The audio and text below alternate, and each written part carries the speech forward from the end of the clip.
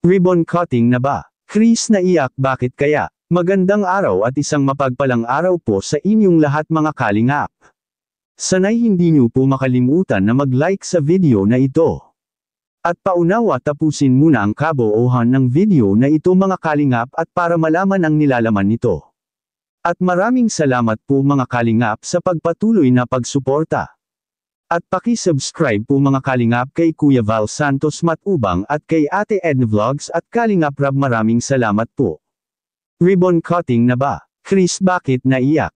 Pero bago yun mga kalingap ay pag-usapan muna natin ang tungkol sa magkapatid na mahiyain na kung saan tapos na ang kanilang bahay mga kalingap at salamat po sa nagpaabot tulong sa kanilang tatlo. Pagpalain nawa pa kayong lalo sa ating Diyos. At ngayon mga kalingap, kompleto na nga ang mga gamit sa bahay ng magkapatid na mahiyain.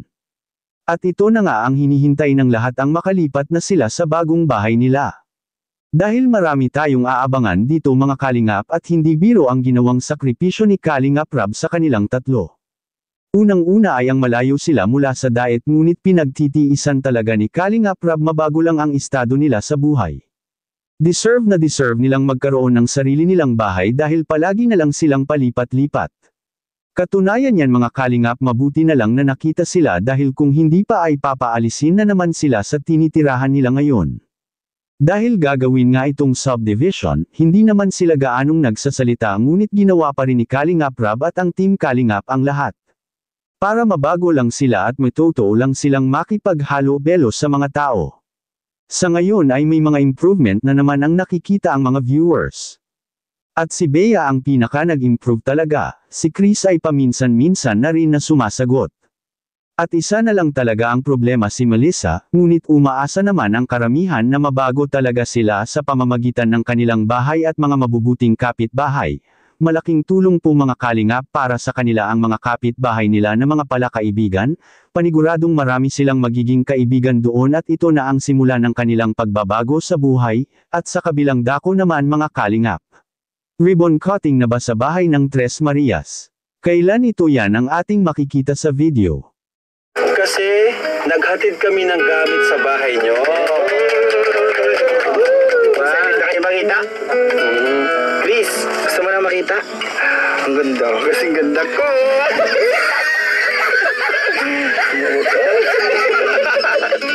Pero seryoso, ang ganda ng mga gamit sa bahay. Na siguradong matutuwa kayo. Ang gagawin nyo na lang talaga doon, Melissa, ito ka magharap. Melissa, harap ka sa akin. Melissa, yan. Yan. Ang gagawin nyo lang doon, Melissa, titira na lang kayo. Uupo, matutulog, kakain. Panay at risky. Ang chicken. Uy, sarap yan. Nanay. Uy, Chris, talaga to. Ako naman ba? Curious lang ako, masaya ba kayo? Masaya kayo sa... ano? Masaya ka? Masaya ka? Ikaw ba, masaya ka? Masaya ka naman. Ikaw, Melissa, masaya ka? Masaya naman pala sila. Ay, hawakan mo to. Sige, nabigay ko. Ano to? Fresh from the farm. So, ibig sabihin, Beshi, kahit seryoso sila dyan, masaya naman pala sila. Nahiya lang. Nahiya lang. So, may bibigyan ako sa inyo. Ayun. Thank you po. Grabe, may bahay na sila. May nag-sponsor pa. Nay, dito kayo, Nay. Ay, kalaba po. Yan na talaga. Matutulog, kakain, uupo. Salamat din po.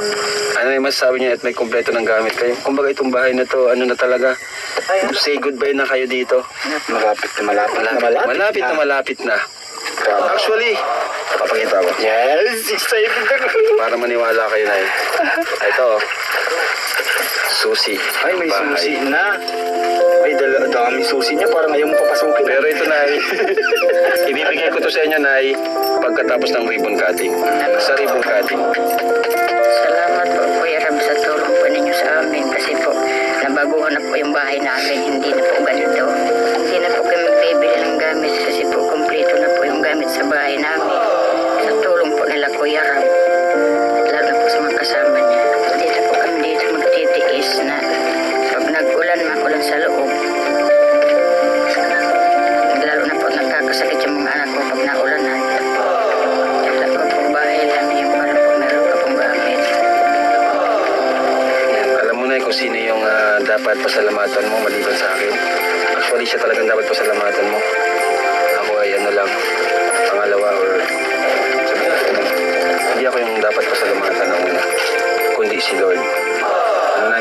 Pray po kayo palagi. Opo. Siya po ang may gawa ng lahat ng ito. Dahil sa kanya, nabibless yung channel natin. May mga patuloy na nagtitiwala sa amin, kahit may mga ilan na bumabati ko sa amin. Hanggang ngayon, yung channel ko is tuloy-tuloy pa rin. Sa kabila ng ganyan nga, may mga ibang hindi sang-ayon sa ginagawa natin. Malapit ng ma-ribbon cutting ang bahay ng Tres Marias mga Kalingap at ito ang ating abangan sa mga susunod na upload ni Kalingap Rab. Anong masasabi niyo po tungkol dito? Please comment and God bless you all.